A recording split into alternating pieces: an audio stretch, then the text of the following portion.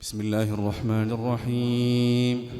الرحمن علم القرآن، خلق الإنسان علمه البيان.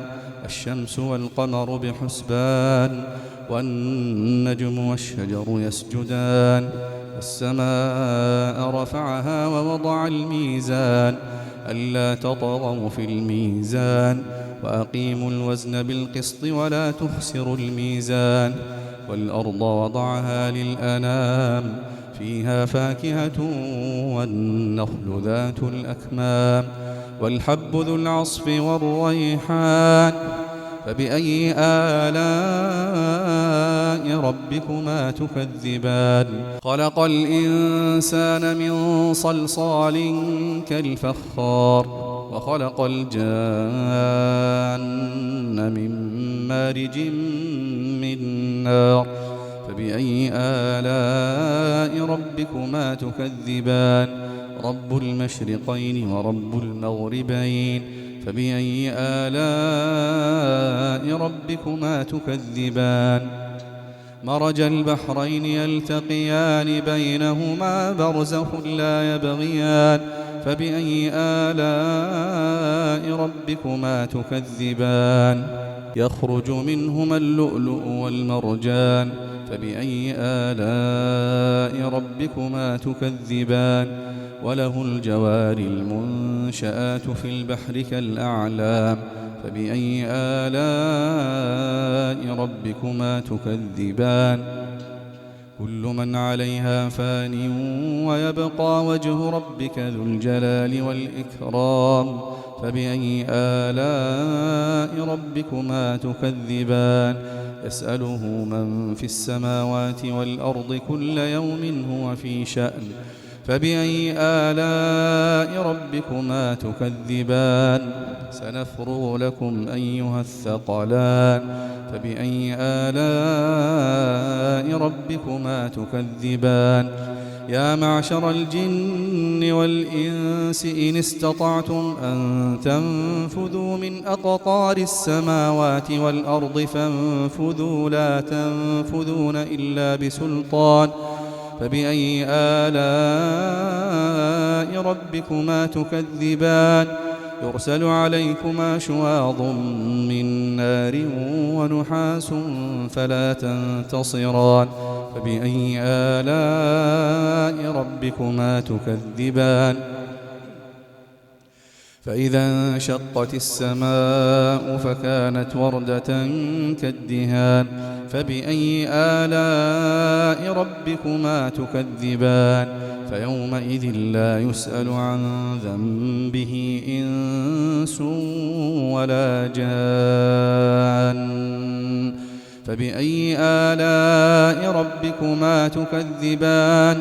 يعرف المجرمون بسيماهم فيؤخذ بالنواصي والأقدام. فبأي آلاء ربكما تكذبان؟ هذه جهنم التي يكذب بها المجرمون، يطوفون بينها وبين حميم آن. فبأي آلاء ربكما تكذبان؟ ولمن خاف مقام ربه جنتان. فبأي آلاء ربكما تكذبان؟ ذواتا أفنان. فبأي آلاء ربكما تكذبان؟ فيهما عينان تجريان. فبأي آلاء ربكما تكذبان؟ فيهما من كل فاكهة زوجان. فبأي آلاء ربكما تكذبان؟ متكئين على فرش بطائنها من استبرق، وجنى الجنتين دان. فبأي آلاء ربكما تكذبان؟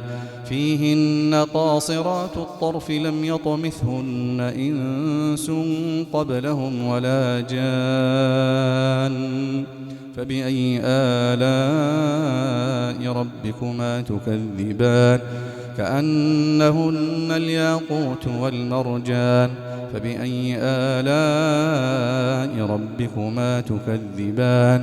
هل جزاء الإحسان إلا الإحسان فبأي آلاء ربكما تكذبان ومن دونهما جنتان فبأي آلاء ربكما تكذبان مدهامتان فبأي آلاء ربكما تكذبان فيهما عينان نضاختان فبأي آلاء ربكما تكذبان فيهما فاكهة ونخل ورمان فبأي آلاء ربكما تكذبان فيهن خيرات حسان فبأي آلاء ربكما تكذبان حور مقصورات في الخيام فبأي آلاء ربكما تكذبان لم يطمثهن إنس قبلهم ولا جان فبأي آلاء ربكما تكذبان متكئين على رفرف خضر وعبقري حسان فبأي آلاء ربكما تكذبان تبارك اسم ربك ذي الجلال والإكرام.